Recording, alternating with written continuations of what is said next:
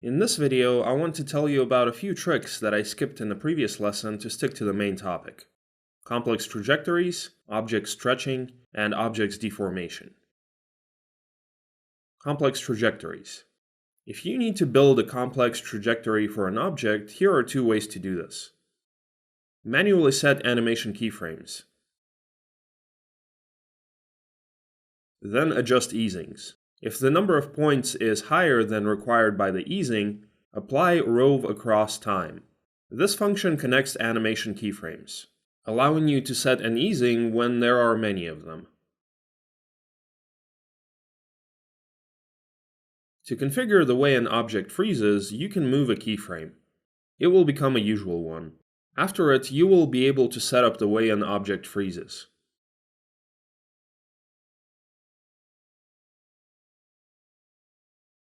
To make an object automatically rotate while moving along a trajectory, apply Auto Orientation. Right-click, Transform, Auto Orient, and select Orient Along Path.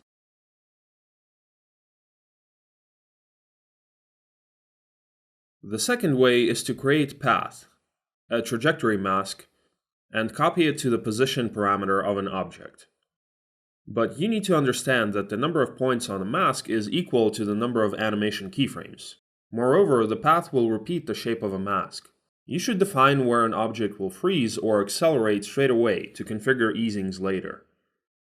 When you copy the mask to position, keyframes are automatically created in the Rove across time mode. So if you do not need it on all keyframes, you will need to turn it off partially or completely.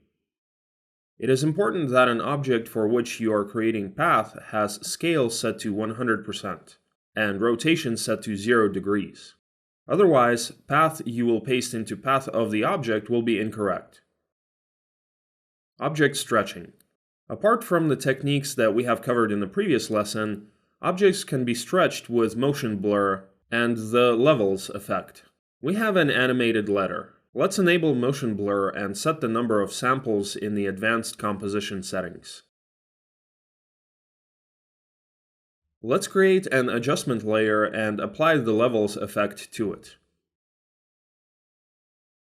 Select the alpha mode and adjust it using the histogram until you get the desired result. This method is not bad, but the length of the stretching depends on the speed of an object.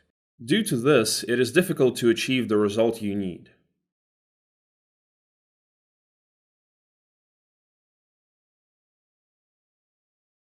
Another option is the Minimax effect. It creates additional pixels for a layer. It works in the alpha and color mode.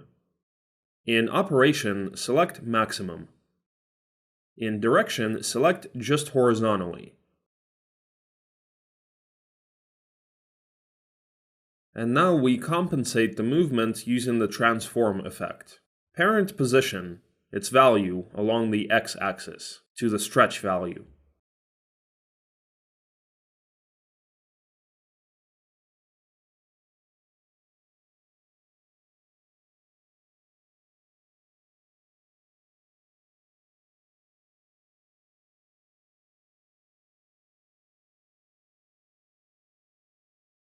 To stretch in the other direction, change the value in the expression to negative.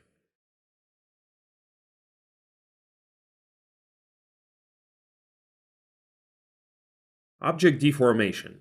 The CC Bendit effect is often used to deform objects. Set the start and end points for the object. And everything is ready. All deformations will occur relative to the start point. To deform only on one side, select Static here. There is also quite an interesting mirror effect. It reflects everything that is near the start point.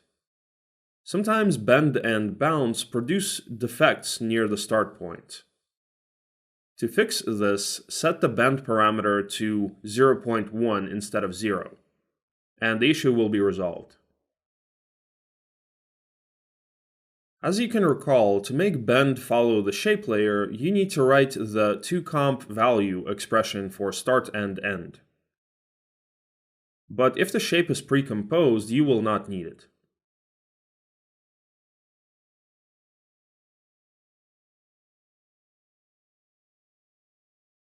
The same goes for slant and CC bender. Bender works like bend and slant effects combined.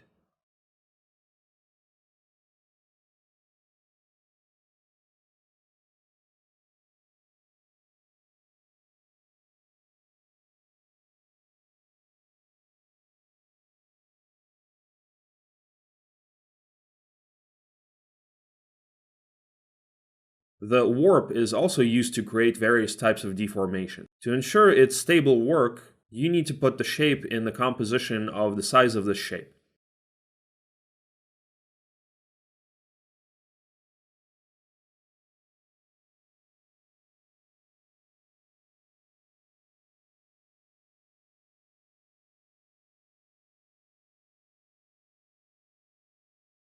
It is great for creating squashes and stretches, and other things.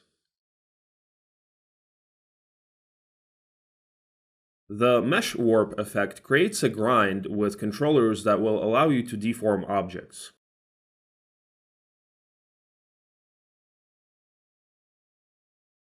Another tool you can use for this is Pin tool. It's better to use it for minor additional movements, since it usually heavily distorts the form of the shape, even if you set a good mesh.